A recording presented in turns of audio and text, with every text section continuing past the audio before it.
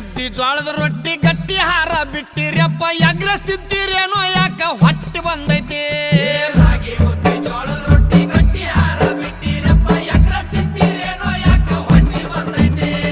ಕಾಲ್ ಕೆಟ್ಟೈತಂತ ನೀವು ಕಟ್ಟಿ ಮೇಲೆ ಮಾತಾಡ್ತೀರಿ ಕಾಲ್ ಕೆಟ್ಟಿಲ್ಲಪ್ಪ ನಿಮ್ಮ ತಲೆ ಕೆಟ್ಟೈತಿ